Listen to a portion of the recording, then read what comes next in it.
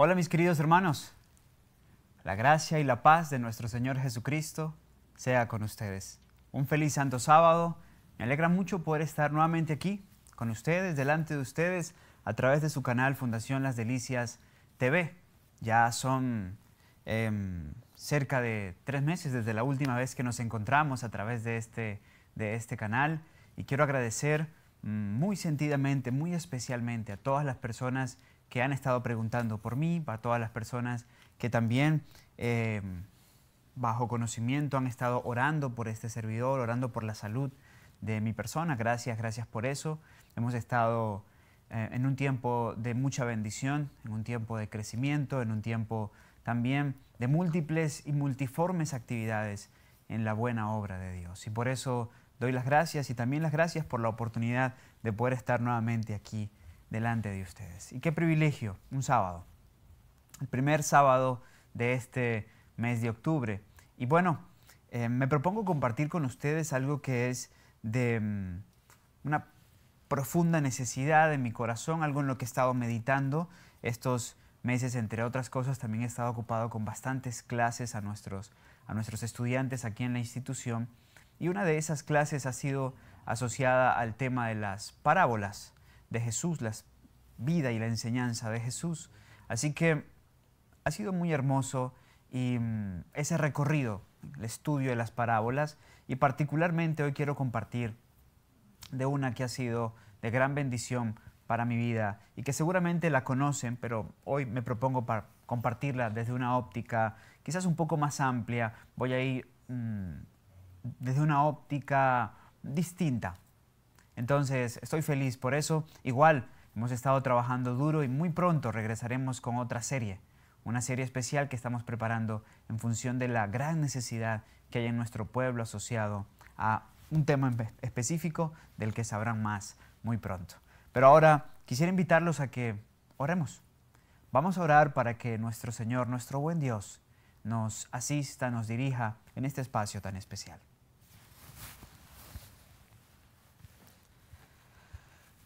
Padre bueno, te quiero agradecer por la bendición, la oportunidad de poder estar aquí y a través de este medio también poder compartir de tu gracia, de tu bondad, de tu amor. Por favor, danos tu permiso para abrir tu palabra y que sea tu palabra la que en este momento, bajo la gloria de tu Espíritu Santo, Señor, se manifieste para bendición de la vida de cada uno de los que escucharán este mensaje. Gracias porque este mensaje que me dispongo a compartir, has permitido que primeramente toque mi corazón y me motive a seguir el ejemplo perfecto de Jesús. Nos encomendamos pues en tus manos de amor, en el nombre de nuestro amante Salvador Jesucristo. Amén.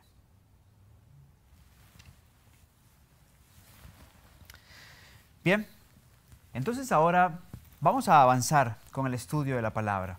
Eso sí, no quisiera entrar de lleno en el estudio sin enviar algunos saludos especiales. Es imposible poder saludar a todas las personas que quisiera saludar directamente, pero es imposible también dejar de saludar a algunas personas en ocasiones especiales. Y hoy quiero saludar a buenos amigos que nos escuchan, que han estado también muy atentos a la evolución de todas las cosas. Y quiero saludar a Dianita, a Sebastián, Tommy, Emily allá en Antioquia, también a Kevin, Juanita, a sus hermosas hijas. Un abrazo fraterno para todos ustedes y también para mi hermano Máximo Tapia, quien se encuentra en los Estados Unidos. Un abrazo para ti. Él ha estado muy atento, esperando el siguiente tema que pudiera compartir. Y bueno, esperamos que también para sus vidas sea de gran bendición. Bueno, esto es parte de una serie que tengo que se llama Parábolas de Vida. Y a continuación vamos a analizar una parábola que la encontramos en el Evangelio de Lucas, en el capítulo 10, versículos 25 al 37. Conocida, hermosa, con un mensaje muy vigente, la del buen samaritano. He aquí, un intérprete de la ley se levantó y dijo para probarle: Maestro, ¿haciendo qué cosa heredaré la vida eterna? Y él le dijo: ¿qué está escrito en la ley? ¿Cómo lees? Partamos de aquí. En el incidente, los fariseos y escribas habían convencido a este maestro intérprete de la ley, también llamado un rabí o alguien que enseñaba la ley, los requerimientos de la ley al pueblo. Habían motivado a este hombre para que este hombre fuera y abordara a Jesús. Y siempre pensaban muy bien antes de abordar a Jesús. Ya sabían que no era cualquiera. Así que se habían organizado de tal forma y con frecuencia ponían a Jesús en severas encrucijadas.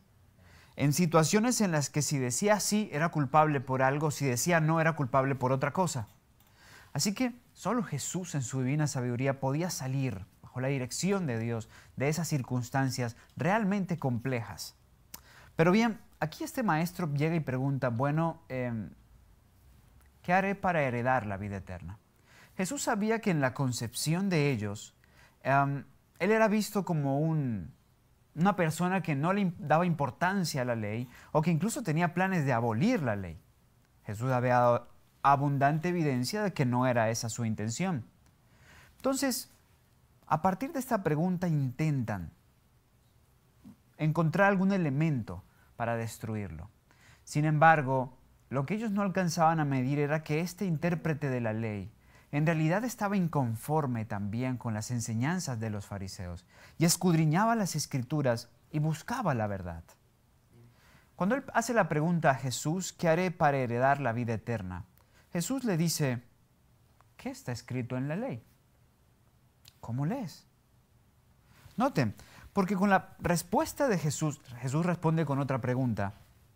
Con la respuesta de Jesús nos deja ver varias cosas importantes. Primero, Jesús siempre guiando todas las cosas a la palabra, a la ley, a la palabra, a la ley, dándole un lugar preeminente. ¿Y por qué en este caso la ley? Porque cuando la ley cumple su función bajo la dirección del Espíritu Santo, el pecador que se encuentra con la ley va a ver su condición y al ver su condición se va a sentir motivado bajo el Espíritu Santo a buscar solución. Por eso Pablo dice que la ley es el ayo que nos guía a Cristo. Jesús le dice, ¿qué está escrito en la ley? El hombre, por supuesto, entendía muy bien lo que estaba escrito en la ley. Sigamos leyendo. Aquel respondiendo dijo, amarás al Señor tu Dios con todo tu corazón, con toda tu alma y con todas tus fuerzas, y con toda tu mente, y a tu prójimo como a ti mismo. Y le dijo, bien has respondido, haz esto y vivirás. Pero él, queriendo justificarse a sí mismo, dijo a Jesús, ¿quién es mi prójimo? Noten, Jesús a la pregunta del hombre le responde con una pregunta. Bueno, ¿qué está escrito en la ley? Lo guía a la ley. Con esa razón desarma, con esa respuesta desarma a los fariseos y escribas, quienes lo acusaban en torno a ser un promotor de que la ley fuera violada. Él lo guía a la ley. ¿Qué está escrito en la ley? El hombre entonces basa su respuesta en dos textos del Antiguo Testamento. Sí, basa su respuesta en Deuteronomio 6 y en Levíticos 19. Vamos a leer a continuación Deuteronomio capítulo 6, versículos 4 al 5. Nos dice la palabra de Dios. Oye Israel, Jehová nuestro Dios, Jehová uno es. Y amarás a Jehová tu Dios de todo tu corazón, de toda tu alma y con todas tus fuerzas. Aquí citamos las palabras que se conocen como la Shema, el verso 4 de Deuteronomio 6. Oye, oh Israel, Shema, oye. Jehová nuestro Dios, Jehová uno es. Y luego el texto precursor de la respuesta, de la mitad de la respuesta de este maestro de la ley. Cuando dice, amarás a Jehová tu Dios en el texto 5, con todo tu corazón, de toda tu alma y de todas tus fuerzas. Pero la otra parte de la respuesta de este maestro de la ley está basada en Levítico 19:18, que dice, no te vengarás ni guardarás rencor a los hijos de tu pueblo, sino amarás a tu prójimo como a ti mismo, yo Jehová. Esta respuesta entonces está construida, como he dicho. Deuteronomio, Levítico, lo que él encontraba, lo que él conocía muy bien estaba escrito en la Torá. Y Jesús le dice, bien has dicho, eso es, bien has dicho. Haz esto y vivirás. Otras versiones, algunas más fidedignas en torno a la escritura original, dice, haz esto y síguelo haciendo. Ahora, ¿por qué el maestro de la ley responde sintetizando la ley en esas dos expresiones de Deuteronomio y Levítico? ¿Y por qué Jesús lo certifica al decirle, lo has dicho bien, exacto? Bueno, ¿por qué? Porque la ley es una ley vinculada al amor. Veamos lo que el mismo Jesús expresó en Juan capítulo 14, versículo 15, y luego leeremos un aporte del apóstol Pablo en su misiva a los Romanos en el capítulo 13, versículo 10. Juan 14, 15 nos dice, si me amáis, guardad mis mandamientos. Romanos 13, 10 dice, el amor no hace mal al prójimo, así que el cumplimiento de la ley es el amor. Noten esas respuestas. En ambos están vinculadas en estos textos los mandamientos, la ley al amor y el amor como el cumplimiento de los mandamientos de Dios. Y por supuesto eso es un tema amplio, pero entendemos que la ley está basada en el principio fundamental del amor, porque Dios es amor y la ley es una revelación del carácter de Dios, por ende también es una ley de amor, porque el carácter de Dios está saturado, Dios es amor.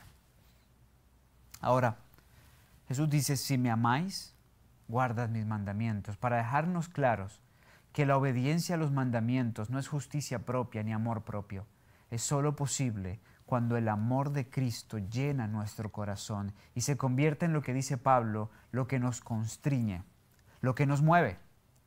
Pero como el amor es la motivación, como el amor es el origen de la obediencia, como el amor es el móvil, el amor también se ha de manifestar. Por eso Pablo aporta en Romanos 13 de que el amor no hace mal al prójimo, pues bien el cumplimiento de la ley es el amor. Así que por esa razón estaba en lo cierto este escriba, este maestro de la ley, y Jesús por eso le dice, bien has dicho, estás en lo correcto. Sin embargo, este hombre, para justificarse a sí mismo, llega y dice, ok, bueno, Señor, ¿y quién es mi prójimo? Y esta es una pregunta que causaba gran controversia en los días de Jesús. Porque para los fariseos, para la clase religiosa, semita, judía, estaba claro que el prójimo no eran los de las otras naciones, que prójimos no eran los paganos, que prójimos no eran los que eran diferentes a ellos.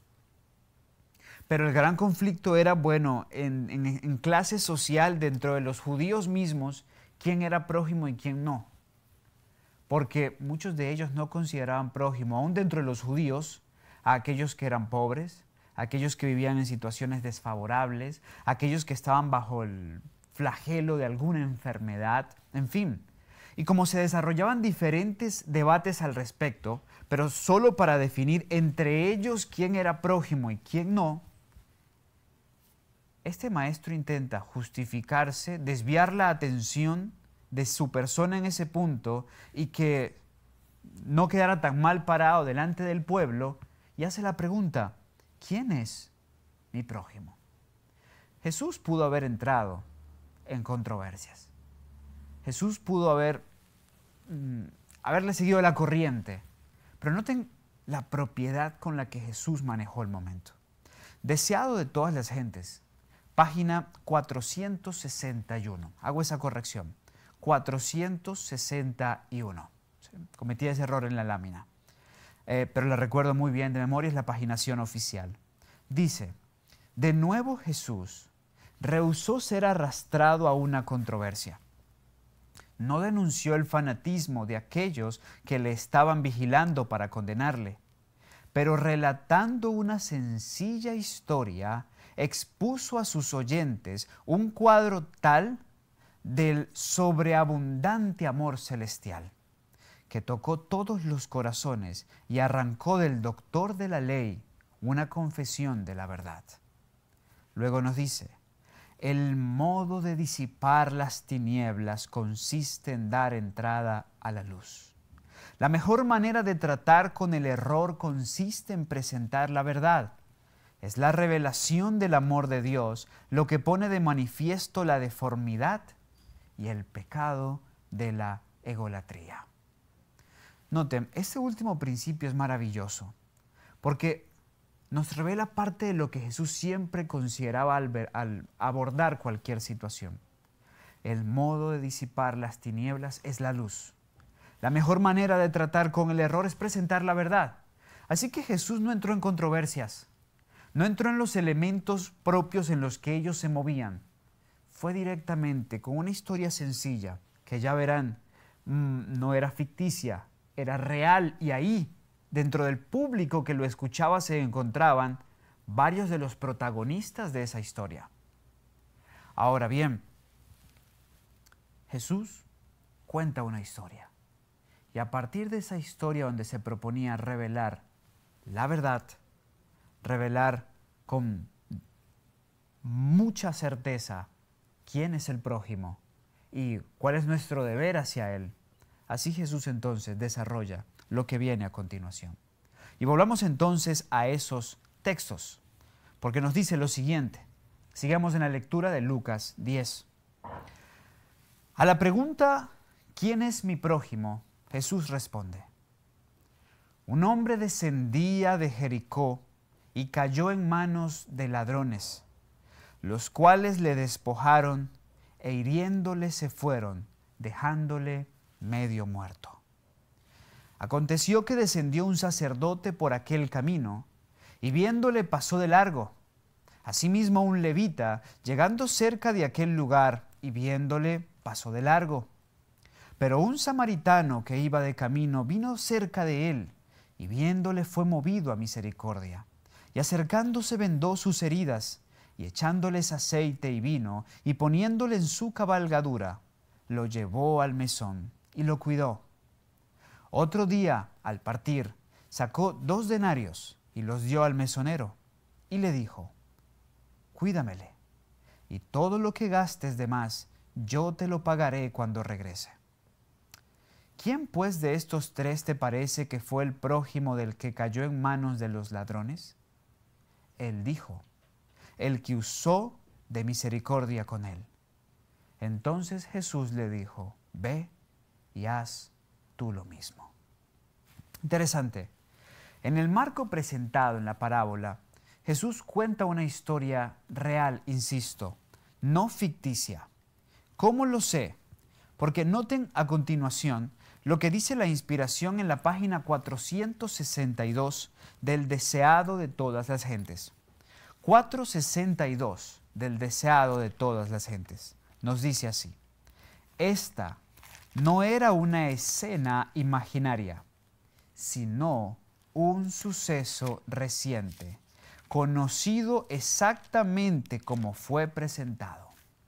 El sacerdote y el levita que habían pasado de un lado estaban en la multitud que escuchaba las palabras de Cristo. Curioso, no era una historia imaginaria, no, había sucedido tal exactamente como fue presentada.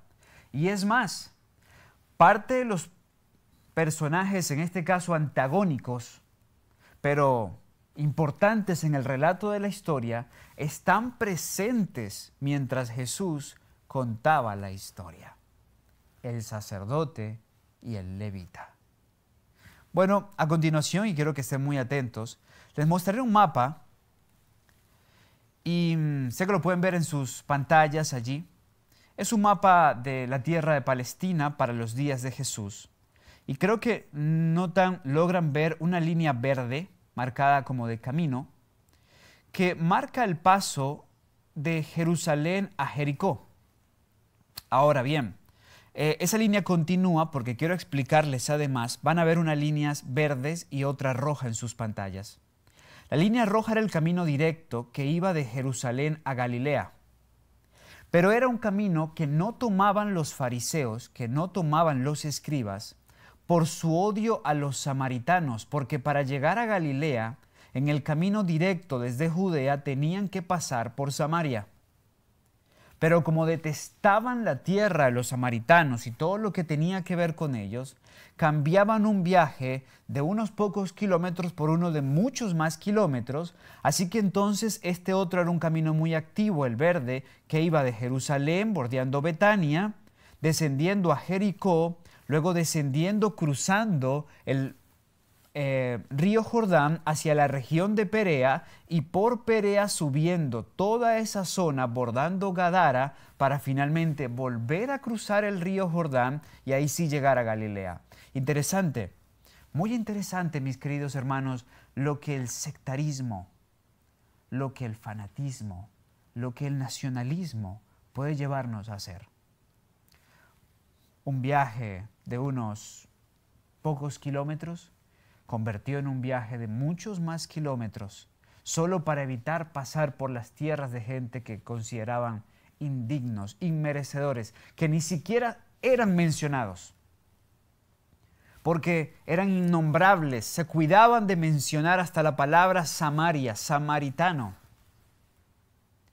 Y el mapa nos revela entonces el por qué este camino era un camino muy conocido y también un camino muy común. Podemos entonces pensar, ¿por qué este hombre se encontraba viajando de Jerusalén a Jericó? Pero hay un detalle fundamental dentro del texto que suele omitirse, ¿saben? Y el texto en Lucas 10 nos dice, versículo 31, y aconteció que, el versículo 30, un hombre descendía de Jerusalén a Jericó. En el versículo 31 se vuelve a utilizar la expresión descender, en el caso del sacerdote, porque iba en la misma dirección. Así que es muy probable que el sacerdote iba por ese camino porque tenía que ir a Galilea y era su forma de evitar contacto con esos sucios samaritanos. Así que entonces por eso también se fue por allí. Pero este hombre, del quien no se nos dice mucho su profesión, nos está diciendo que estaba descendiendo a Jericó. Esto me recuerda varias cosas. En el mapa, podemos volver a colocarlo, ustedes van a notar que la zona donde se encuentra Jerusalén es pintada, ilustrada, con un color más oscuro, con un color más claro, quizás más, diríamos, un color más crema, un color más pintando hacia marrón, porque ilustra montañas, regiones montañosas. Lo que se ve hacia el Jordán o hacia el mar grande, al mar Mediterráneo, es un poco más verde porque eran zonas más verdes, porque había más agua y demás, pero también eran zonas más bajas. Por eso ven que Jericó está en zona verde, zona baja, y Jerusalén está en zona alta. Bien, entonces era real que estaba descendiendo de Jerusalén a Jericó. Eso me hace acordar un poco la historia de Sansón, porque de Sansón en Jueces 13 nos dice también que Sansón descendía a Gaza. Y también podemos decir que era exacto, desde las montañas hacia las tierras bajas. Pero el descenso aquí tiene una aplicación espiritual. Porque cuando habla de descenso, no solamente habla de un asunto geográfico en torno al relieve y demás, sino que para su aplicación espiritual, en la que estaremos expandiéndonos a lo largo de este mensaje, esa persona está descendiendo. Y en su descenso es cuando entonces es víctima de malvados, del malvado, de quienes tienen o quien tiene malas intenciones. Este hombre desciende. Miren a continuación también esas imágenes que son reales y que son las imágenes que se conocen de esa misma ruta actuales por donde se movían estas personas que descendían de Jerusalén hacia Jericó. Pueden ver ahí algunas de estas imágenes. o esta otra, por ejemplo, que ya tiene una visión más amplia en torno a la ruta que esas personas solían tomar. En alguno de estos parajes, en alguno de estos puntos, se desarrolló esta historia porque ya sabemos no era ficticia. Así que en algunos de estos puntos, unos ladrones interceptan a este hombre, a este judío, y lo roban, lo golpean y prácticamente, o sea, casi lo matan, porque la Biblia nos dice en el verso 30, porque después de que lo hirieron, se fueron y lo dejaron medio muerto. Así que en esa condición queda este hombre. Los textos nos dicen que pasa el sacerdote, luego pasa el levita, uno mira y luego se hace como que no, yo no vi nada por aquí, y lamentó medio haber visto algo y siguió derecho. El otro, el levita, se fue haciendo a un lado cuando se dio cuenta de que había alguien allí que pedía ayuda y demás, y prefirió seguir, y las razones eran múltiples. Una de las razones por la que decidieron no hacerlo era el peligro que entablaba para ellos el quedarse ahí. Claro, era peligroso, porque si en ese punto a este hombre lo habían robado, lo habían golpeado, estaba que a ellos no. Pero al margen de eso, también estaba el tema nacionalista. ¿Quién sabe quién será esa persona? Puede que sea un samaritano. ¿Quién sabe? Puede que sea un pagano. ¿Y yo qué voy a hacer ahí atendiéndolo a él? Me contamino. Pero también está el factor de lo que implicaba detenerse, comenzar a revisar las heridas y atender todas las cosas que en ese punto esa persona necesitaba.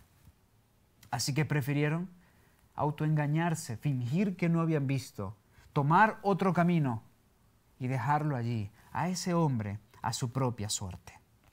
Y esto es curioso porque luego aparece un samaritano, uno que sí es samaritano.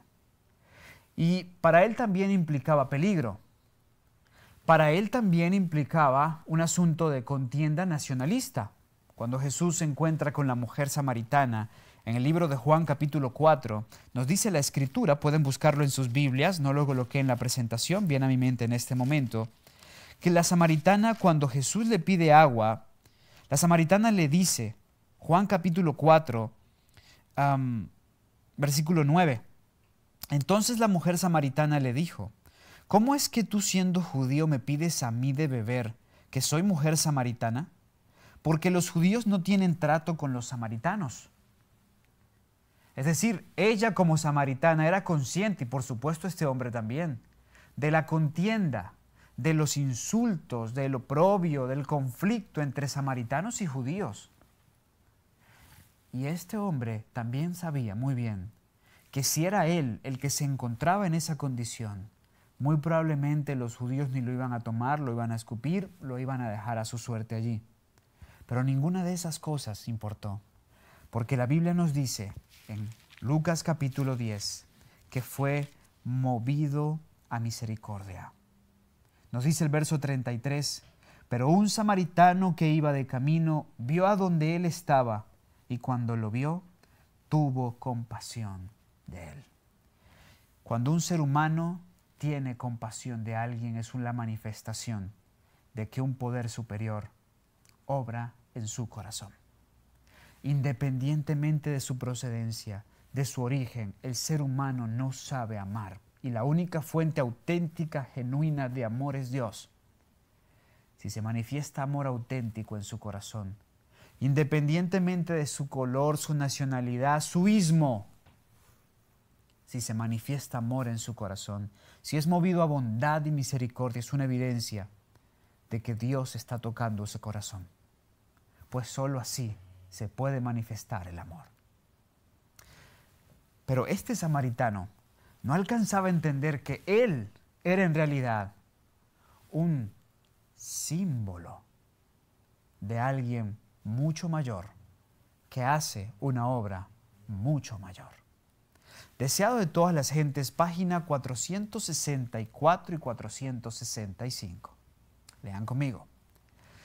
Mediante la historia del buen samaritano, Jesús pintó un cuadro de sí mismo y de su misión. El hombre había sido engañado, estropeado, robado y arruinado por Satanás, y abandonado para que pereciese. Pero el Salvador se compadeció de nuestra condición desesperada.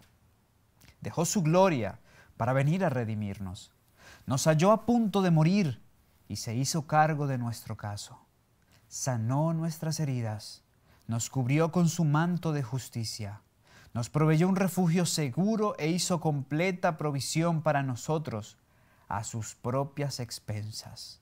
Murió para redimirnos, señalando su propio ejemplo, dice a sus seguidores: esto os mando, que os améis los unos a los otros, como os he amado, que también os améis los unos a los otros. Aquí la inspiración en el deseo de todas las gentes entonces nos dijo que el samaritano la obra del samaritano era una ilustración de la obra de Jesús para bendición nuestra.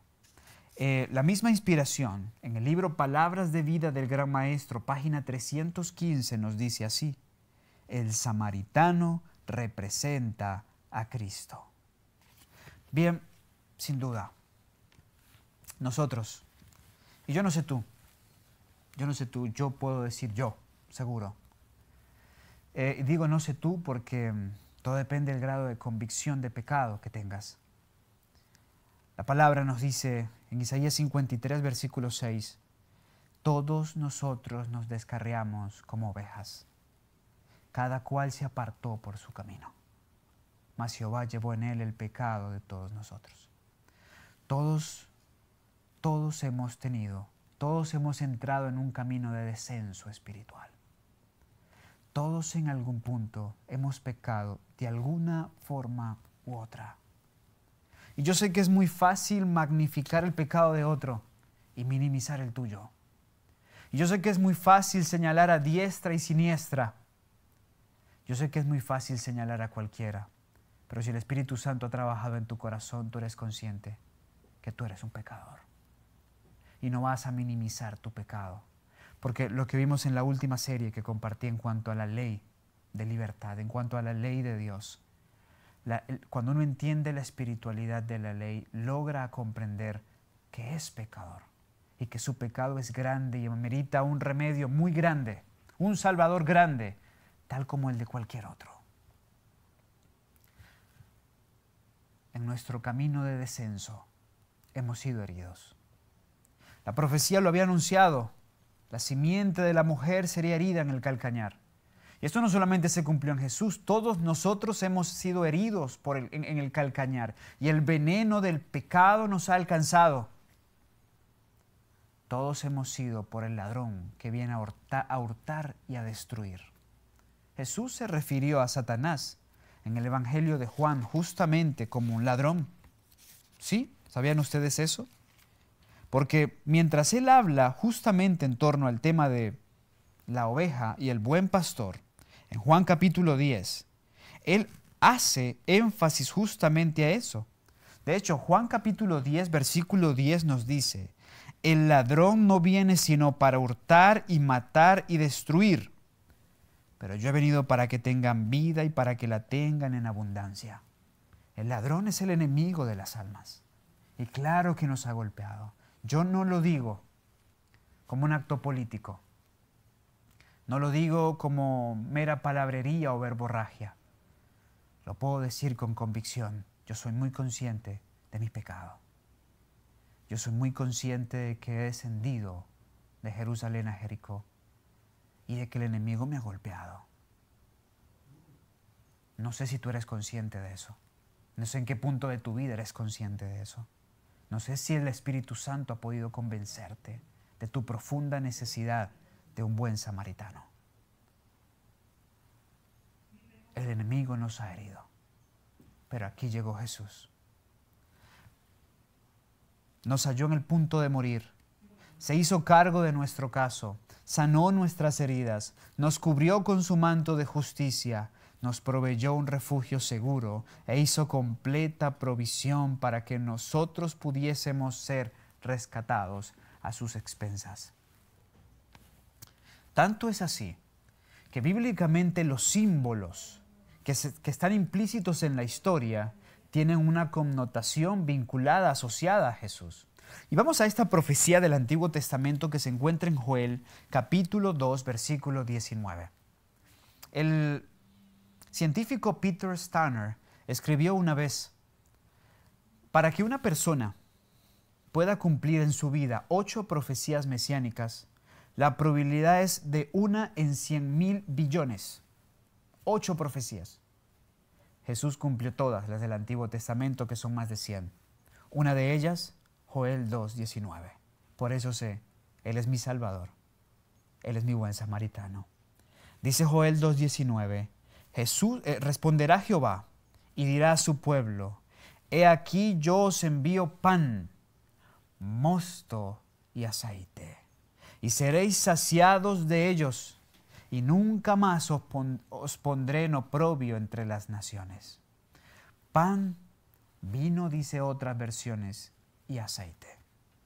Curioso. Jesús dijo que Él era el pan de vida. Pero en Jesús y vinculado a Jesús también encontramos el símbolo del fruto de la vid, del vino y del aceite. Veamos algunos elementos bíblicos más. Por ejemplo, veamos estos textos. Salmo 147, versículos 2 y 3. Apocalipsis 3:18. Nos dice primero Salmo 147, 2 y 3. Jehová edifica a Jerusalén, a los desterrados de Israel recogerá. Él sana a los quebrantados de corazón y venda sus heridas. Jesús vino a hacer esa obra. Como dice la profecía de Isaías 61, a cambiar la tristeza por manto de alegría, manto de gozo. Por eso es que en el mercado del amor, de las cosas que Jesús ofrece, según Apocalipsis 3:18, yo te aconsejo que de mí compres, oro, colirio, pero también ofrece vestiduras blancas para que puedas vestirte y no se descubra la vergüenza de tu desnudez.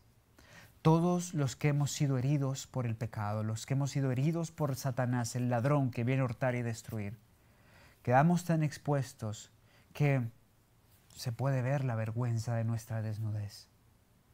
Llega Jesús y dice: yo sano tus heridas. Sí, yo sano tus heridas. Y las convierto en puntos fuertes para que a partir de ese punto tú puedas ser más que vencedor. Para que eso sea más bien una razón para que tú puedas auxiliar a otros en el porvenir. Y después de todo te ofrece su manto precioso de justicia.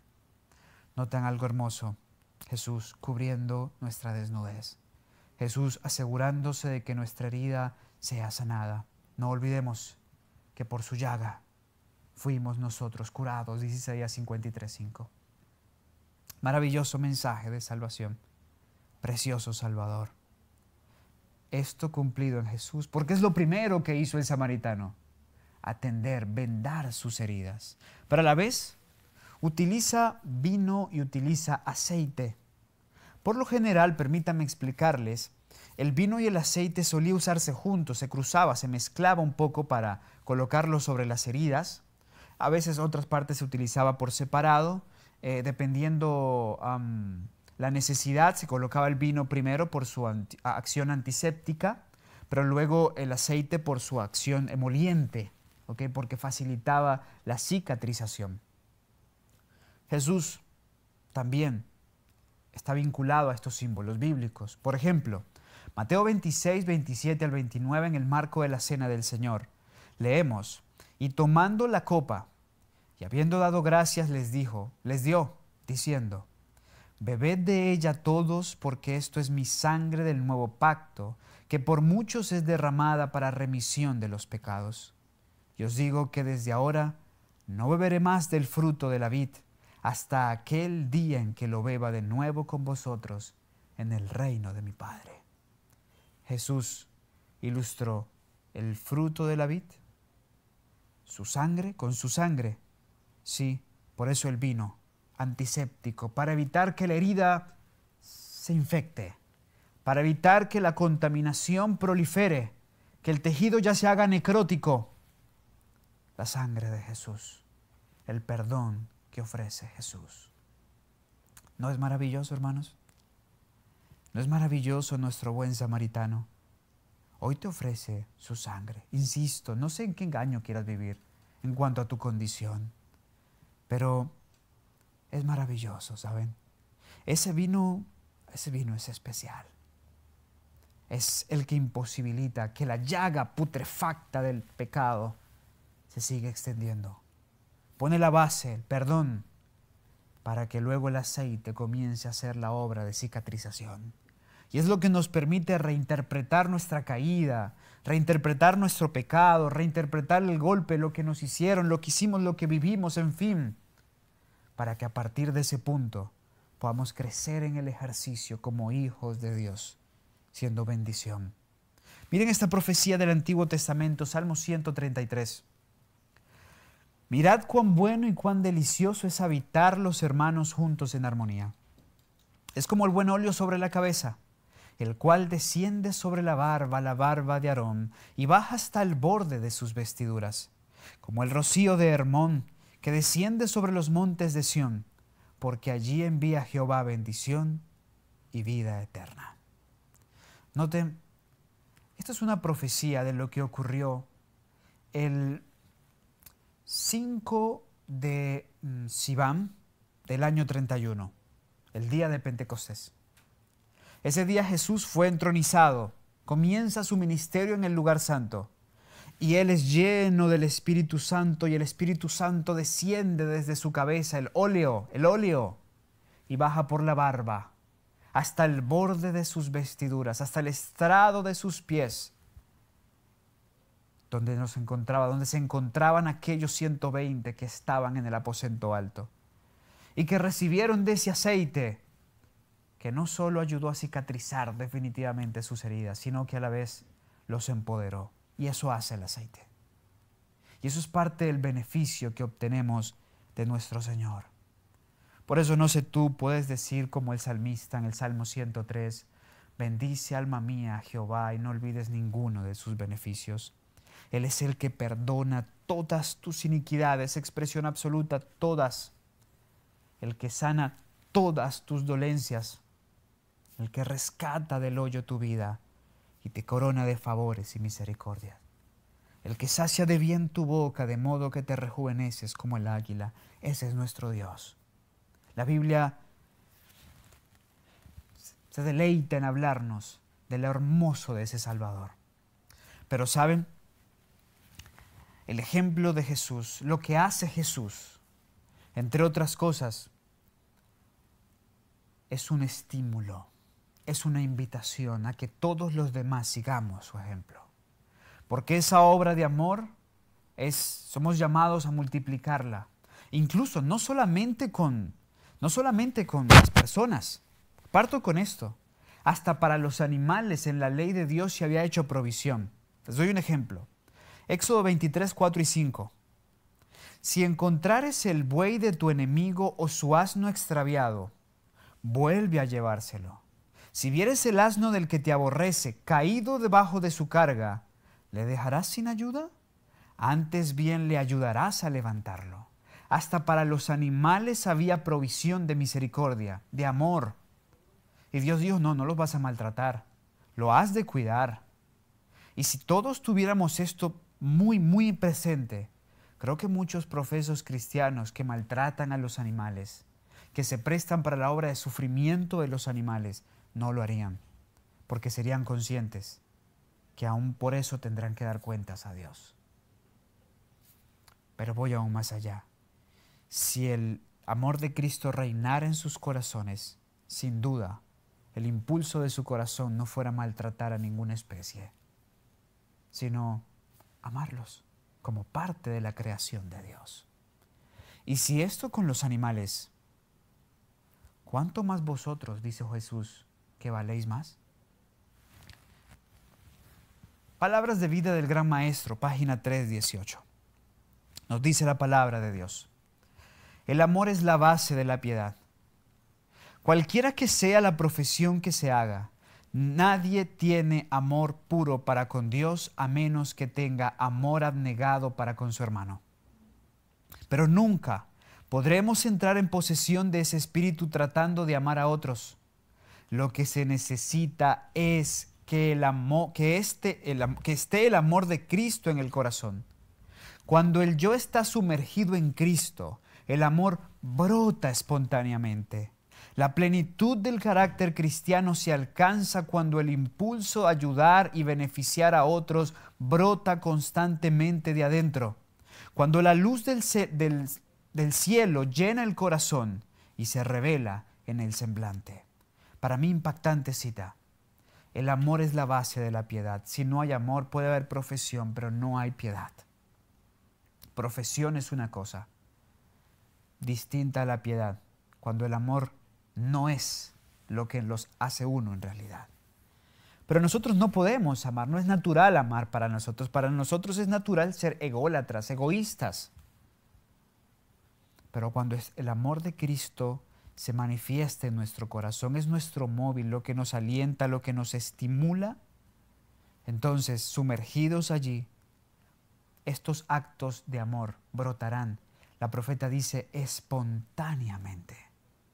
Por eso es que separados de mí, dijo él, nada podéis hacer. Y hermanos, qué peligro cuando estamos separados de él.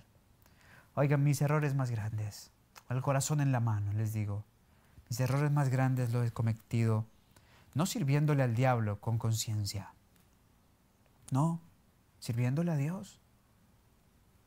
Ocupados en la buena obra, en una cosa, en lo otro, educando, atendiendo personas, predicando en campañas, en seminarios, en conferencias. Pero cuando el diablo logra que descuides la intimidad, la relación vital con Dios, sabe que estás expuesto. Sabe que estás expuesto. Pero el más trémulo de sus hijos, conectado con el trono de la gracia y recibiendo, impregnándose del amor de Cristo por una relación viva con nuestro Salvador y la manifestación de su justicia, el diablo sabe es invencible. Ese trémulo hijo de Dios es invencible y empoderado por el amor de Dios. Sigue diciéndonos palabras de vida del gran Maestro. Es imposible que el corazón en el cual mora Cristo esté desprovisto de amor. Si amamos a Dios porque Él nos amó primero, amaremos a todos aquellos por quienes Cristo murió. No podemos llegar a estar en contacto con la divinidad sin estar en contacto con la humanidad. Relacionados con Cristo, estamos relacionados con nuestros semejantes por los áureos eslabones de la cadena del amor. Entonces la piedad y la compasión de Cristo se manifestarán en nuestra vida. No esperaremos que se nos traigan los menesterosos e infortunados. No necesitaremos que se nos suplique para sentir las desgracias ajenas. Será para nosotros tan natural ministrar a los menesterosos y dolientes como lo fue para Cristo andar haciendo bienes. No sé ustedes, yo me he encontrado en situaciones donde le he dicho al Señor, Señor, no quiero actuar. No quiero actuar. Quiero que sea natural. Quiero que sea espontáneo. Y cuando me encuentro con estas declaraciones, el Señor me insta y me dice, hijo, necesitas una mayor revelación de mi amor, de mi gracia y de mi justicia, y mi poder reinando, operando ampliamente en tu corazón, para que tu impulso natural no sea egoísta, sino sea en ofrenda, en amor abnegado. Concluye la cita diciendo, siempre que haya un impulso de amor y simpatía, siempre que el corazón anhele beneficiar y elevar a otros, se revela la obra del Espíritu Santo de Dios. Citas concluyentes, vamos terminando. Ahora, página 320. Porque, ¿saben? Estas declaraciones nos tienen que motivar a velar, sí, por el extranjero, por la viuda, por el huérfano, por mi vecino que está enfermo, por las personas en mi hogar que tienen dificultades económicas, diferentes tipos de problemas, por el que yo sé que está afuera en la calle y no puede dormir, no sabe dónde dormir o no tiene qué comer. Por supuesto. Pero si hay un flagelo en el cual se necesita que los hijos de Dios asuman el lugar del buen samaritano, es por el pecado. Nos dice la página 320 de Palabras de Vida del Gran Maestro: el pecado es el mayor de todos los males, y nos incumbe compadecernos del pecador y ayudarlo. Pero no todos pueden ser alcanzados de la misma manera. Hay muchas que ocultan el hambre de su alma. Les ayudaría grandemente una palabra tierna o un recuerdo bondadoso. Hay otros que están en mayor necesidad y sin embargo no lo saben. No se percatan de su terrible indigencia de alma. Hay multitudes tan hundidas en el pecado que han perdido el sentido de las realidades eternas, han perdido la semejanza con Dios y apenas saben si tienen almas que salvar o no. No tienen fe en Dios ni confianza en el hombre. Muchas de estas personas pueden ser alcanzadas únicamente mediante actos de bondad desinteresadas. Hay que atender primero sus necesidades físicas, alimentarlas, limpiarlas y vestirlas decentemente. Al ver la evidencia de vuestro amor abnegado, les será más fácil creer en el amor de Cristo. Un manual perfecto, cómo obrar a nivel evangelístico para alcanzar estas personas. Pero saben, también hay heridos dentro de nuestros hermanos. Misma página, mismo libro. Hay muchos que yerran y que sienten su vergüenza e insensatez. Miran sus faltas y errores hasta ser arrastrados casi a la desesperación. No debemos descuidar a estas almas. Cuando uno tiene que nadar contra la corriente, toda la fuerza de ésta lo rechaza. Extiéndasele una mano auxiliadora, como se extendió la mano del hermano mayor hacia Pedro cuando se hundía. Diríjasele palabras llenas de esperanza, palabras que establezcan la confianza y despierten en ellos el amor. Hay muchos hermanos que han caído, que han descendido a Jericó, por las razones que pudiéramos ampliar con más tiempo, porque se fueron por ese camino en justicia propia, porque se expusieron apartándose de Jerusalén, del templo de Dios, porque obraron en su justicia propia, porque no alcanzaron a discernir la trampa de Satanás, ni siquiera alcanzaron a entender cómo el diablo utilizó sus vacíos, sus carencias y sus necesidades, y han tropezado. La inspiración dice: necesitan un buen samaritano. No se deben descuidar estas almas. Están nadando contra la corriente. Extiéndasele una mano auxiliadora, como Jesús se le extendió a Pedro. Esa es la obra que harán aquellos que tienen el amor de Cristo en su corazón. Los que extienden su mano así están evidenciando que el amor de Cristo reina en su corazón. Los que extienden su mano así están evidenciando que no conocen al Salvador, que aún no son conscientes que ellos están en el mismo camino rumbo a Jericó. No han discernido que los han golpeado, que están en pecado, pues hay justicia propia en su corazón. Una evidencia de que desconozco a Cristo y que la justicia propia reina en mi corazón es cuando minimizo lo mío y magnifico lo del otro. Una evidencia de que no conozco a Cristo es cuando mi actitud ante el que cae es de señalamientos, de chismes, de comentarios. ¿Sabes algo? ¿Escuchaste algo? ¿Se rumora algo? ¿Por qué no oras? Guárdate de la tentación. ¿Por qué no oras? Si no eres tú la persona llamada a restaurar, a redimir a esa persona, el Señor lo está haciendo a través de alguien más. Ora. Si no es así, ora. Todos necesitamos de la bendición de la oración de nuestros hermanos. Sigue diciendo: tu hermano enfermo de espíritu te necesita. Como tú mismo necesitaste el amor de un hermano, necesita la experiencia de uno que ha sido tan débil como él, de uno que pueda simpatizar con él y ayudarle. El conocimiento de nuestra propia debilidad debe ayudarnos a auxiliar a otros en su amarga necesidad. Nunca debemos pasar por alma un alma que sufre sin tratar de impartirle el consuelo con que somos nosotros consolados de Dios. Es la comunión con Cristo, el contacto personal con un Salvador vivo, lo que habilita la mente, el corazón y el alma para triunfar sobre la naturaleza inferior. Háblese al errante de una mano todopoderosa que lo sostendrá, de una humanidad infinita en Cristo que lo compadece. No le basta a él creer en la ley y la fuerza, cosas que no tienen compasión, ni oyen el pedido de su ayuda. Necesita asir una mano cálida, confiar en un corazón lleno de ternura, mantener su mente fija en el pensamiento de una presencia divina que está siempre a su lado, que siempre lo mira con amor compasivo.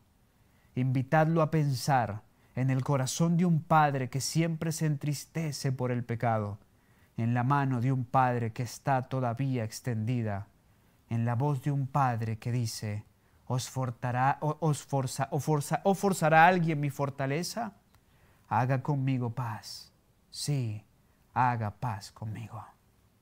Mis hermanos, si entendiéramos esto, la caída de todos los que caemos serían finalmente profundamente redentivas y todos seríamos realmente activos en el ministerio de la reconciliación y la restauración.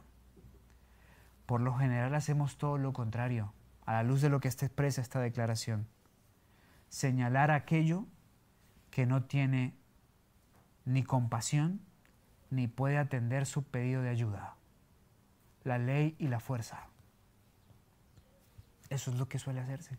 Y en la era de la psicología moderna, y donde tantos juegan a ser cristianos, y la era del coaching y todas estas cosas que tienen su respectivo y justo lugar, a veces nos creamos falsos caminos para pensar en la restauración del hombre. El pecador necesita la manifestación del buen samaritano en su favor. Solo así, en su situación, podrá vencer la tentación, contracorriente, a dejar todo, abandonar todo, a creer que ya no hay más nada para él. Solo así puede ser fortalecido en la seguridad del amor infinito, invariable de nuestro precioso Salvador Jesús. Haz lo que dice Gálatas. Gálatas 6, 1 y 2 nos dice: hermanos, si alguno fuera sorprendido en alguna falta, vosotros que sois espirituales, restauradles con espíritu de mansedumbre, considerándote a ti mismo, no sea que tú también seas tentado. Sobrellevad los unos las cargas de los otros y cumplid así la ley de Cristo. Ahí se cumple la ley, sobrellevando unos la carga de otros. Cuando a mí me llega un cuento de algo, por alguna razón, no me llegan muchos, pero cuando me llegan, primero, si es en forma de chisme, yo soy tardo para juzgar, porque la persona que me lo está diciendo ya está dando fruto. El chisme es violación del 9º mandamiento. Así sea verdad, es violación del 9º mandamiento. Nuestro trabajo es resguardar la integridad de nuestros hermanos y obrar como pacificadores en su redención.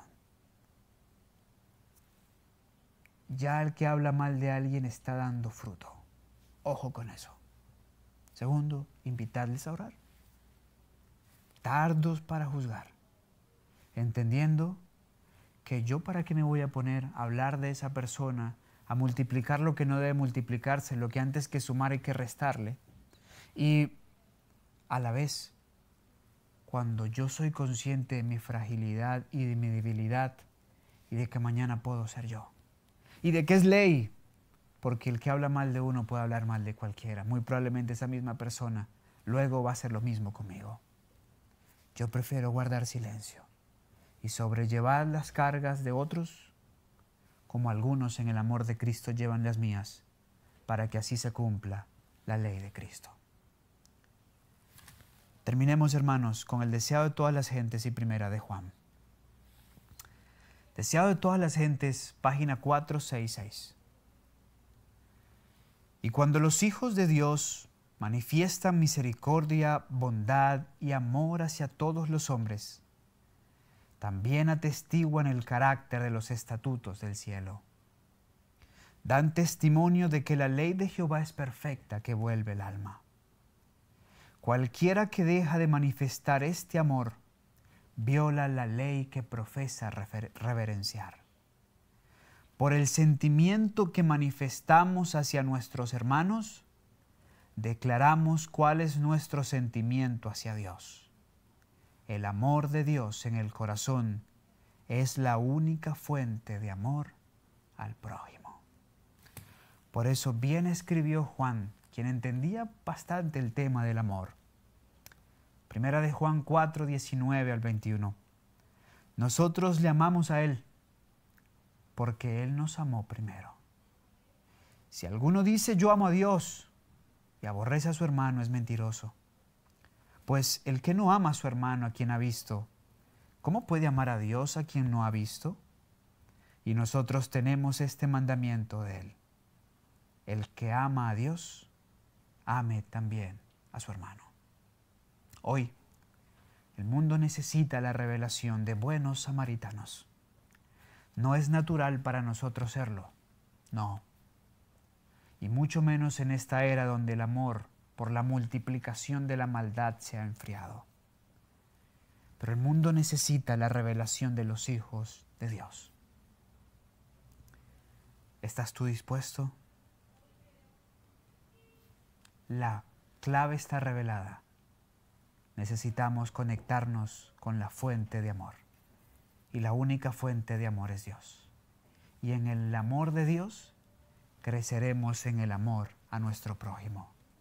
Y en el vínculo sagrado del amor, establecidos en la verdad, recibiremos, quienes tengamos ese privilegio, el fuerte chaparrón en lluvia tardía.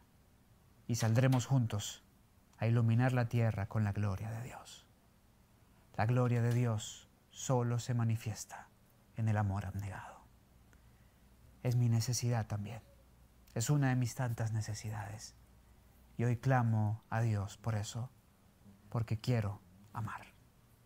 Porque hoy quiero ser un buen samaritano. Y que venga lo que haya de venir. Quiero tener ese sentir. Quiero que natural, espontáneamente brote eso de mi corazón. Ya sé dónde encontrarlo. Tú también sabes dónde encontrarlo. Si lo hacemos, si lo hallamos, Dios nos conectará con sus ángeles, que también son buenos samaritanos. Y ellos nos guiarán siempre a la respuesta de la pregunta: ¿quién es mi prójimo? Dios te bendiga. Hasta una próxima ocasión. Vamos a orar.